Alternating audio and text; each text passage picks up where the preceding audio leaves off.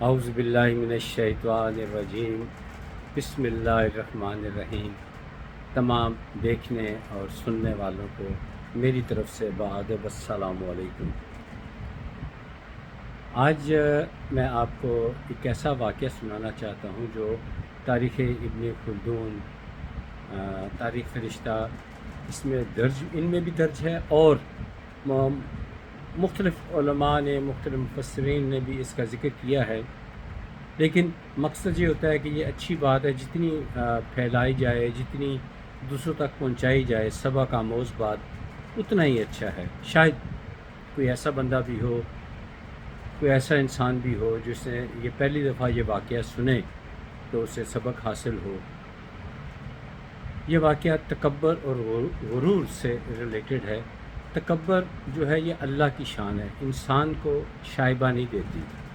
اللہ تعالیٰ کو غرور پسند نہیں، بلکہ بعض مفسرین نے تو یہاں تک لکھا ہے کہ یہ شرک میں آتا ہے، کیونکہ غرور جو ہے یہ اللہ کی شان ہے، انسان کو نہیں یہ زیب۔ انسان کو عاجزی جو زیب دیتی ہے، اور اللہ کو عاجزی والے بندے پسند ہیں، اور اپنے ملازمین، اپنے سے چھوٹوں، اپنوں سے کم تر کے ساتھ پیار کرنے والوں کو پسند فرماتے ہیں۔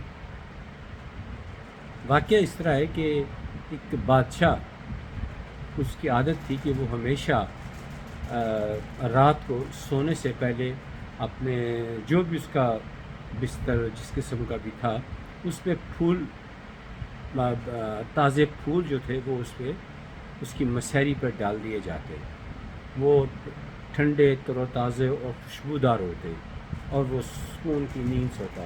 دن بھر پتہ کوئی بھی عام ملازم ہو یا کوئی کاروباری بندہ ہو، چاہے بادشاہ ہو، تو اسے کام تو کرنا پڑتا ہے، محنت تو کرنی پڑتی ہے، اسے کئی چیزیں، کئی امور کو لک آفٹر کرنا پڑتا ہے۔ تو بادشاہ بھی کی عادت تھی کہ وہ جب وہ رات کو تھکا ہوا آتا تو اس کا بستر پھولوں کی سیج سے تیار ہوتا اور وہ سکون سے سو جاتا۔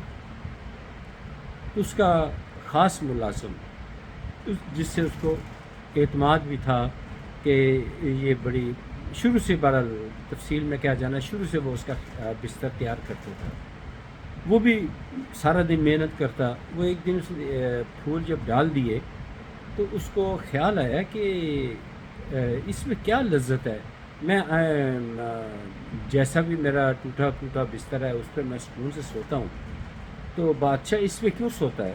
اس تجسس نے اس کو مجبور کر دیا کہ وہ اس پہ ایک لمحے کے لیے لیٹے تو صحیح ذرا، ابھی بادشاہ کے آنے میں کچھ وقت ہے۔ تو وہ چند لمحوں کے لیے کیا لیٹا، اس کو نرم بستر، خوشبودار بستر پہ سکون محسوس ہوا، دن بھر کا تھکا ہوا تھا، اس کی کہیں آنکھ لگ گئی۔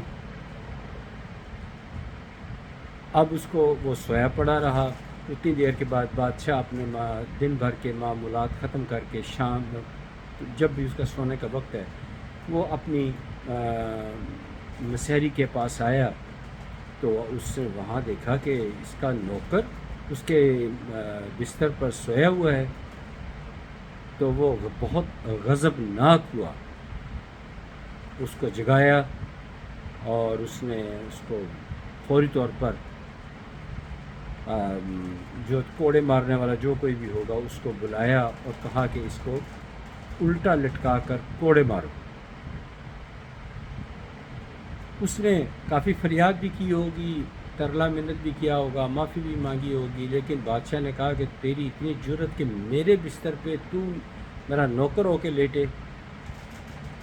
بہرحال اس کو پتہ نہیں 30 کوڑے مارنے کا حکم دیا گیا، 30 کوڑے مارنے کا حکم دیا گیا، اور بادشاہ نے کہا میں اپنے سامنے اس کو کوڑے لگواؤں گا۔ فوری طور پہ سارا انتظام کیا گیا اور اس کو جیسے طریقہ کار ہوتا تھا ٹک ٹکی کے ساتھ باندھ کر اس کو کوڑے مارنے شروع کیے گئے۔ جب پہلا کوڑا مارا تو اس کی زوردار چیخ نکلی درد سے، تو دوسرا کوڑا لگا، اس کی پھر چیخ نکلی، تیسری چیخ جب کوڑا لگا تو وہ خاموشی اختیار کر لی اس نے، گویا کہ اس کو کوڑا لگا ہی نہیں۔ چوتھے کوڑے پہ اس نے اس کے جو ملازم تھا اس نے مسکرانا شروع کر دیا، اور بادشاہ نے کہا رک جاؤ، یہ جو کوڑے مارا تو اسے کہا رک جاؤ، اور اس نے اس ملازم سے سوال کیا کہ جب تجھے 3 کوڑے لگے تو 2 کوڑے لگے تو بلبلایا، تیسرے پہ تو خاموش رہا، چوتھے پہ تم ہنسنا شروع کر دیا ہے، یہ کیا وجہ ہے؟ بات کھل کے کرو، کیا بات ہے؟ کیا تمہیں نرم کوڑے مار رہا ہے یا کیا وجہ ہے؟ اس نے کہا میں تھوڑی دیر، میں نہیں جانتا، میں آدھا گھنٹہ 15 منٹ 10 منٹ کتنی دیر لیٹا ہوں، تھوڑی دیر کے لیے لیٹا ہوں، رات بھر بھی میں نے نہیں سویا، اور مجھے اتنی سخت سزا مل رہی ہے، اور میں سوچ رہا ہوں جو ہمیشہ ہی اس طرح کے پھولوں والے بستر پہ روزانہ سوتا ہے اس کو کتنی سخت اور کڑی سزا ملے گی۔ یہ بات سننی تھی کہ بادشاہ، اس کی آنکھیں باہر آ گئیں، فوراً اس نے اس کو کہا کہ اس کو اتارو نیچے۔ الٹا بادشاہ نے اپنے اس ملازم سے معافی مانگی، اس کا جو زخم تھے اس کا علاج کروایا، اور اس کے بعد اس نے پھولوں پر سونا چھوڑ دیا، اور جو ظلم کم و بیش سارے بادشاہ کرتے آئے ہیں، تاریخ یہی لکھی ہے، جو تھوڑے بہت ظلم کرتا تھا اس نے وہ بھی روک دیے اور پیار کے ساتھ رہنا شروع کر دیا اپنی رعایا کے ساتھ۔ تو انسان کبھی بھی کسی بھی وقت کسی سے بھی کوئی بھی اچھی بات سیکھ سکتا ہے۔ اب دیکھیں وقت کا بادشاہ اپنے ملازم سے کیا بات سیکھ گیا، تکبر اس نے ختم کر لیا، عاجزی میں رہنا شروع کر دیا، اور اس کی زندگی کے انداز ہی بدل گئے۔ اللہ تعالیٰ سے دعا ہے اللہ تعالیٰ ہمیں بھی راہ ہدایت عطا فرمائے، کوئی ایسا کام نہ ہو جائے کہ جو حقوق العباد میں ہوتا ہو اور جس کی معافی نہ ملے۔ اور میں تو آپ سے کہوں گا کہ بلکہ میں حق رکھتا ہوں کہ زور دے کے کہوں، اگر کوئی غلطی ہو جائے تو موقع پر ہی معافی مانگ لیا کریں۔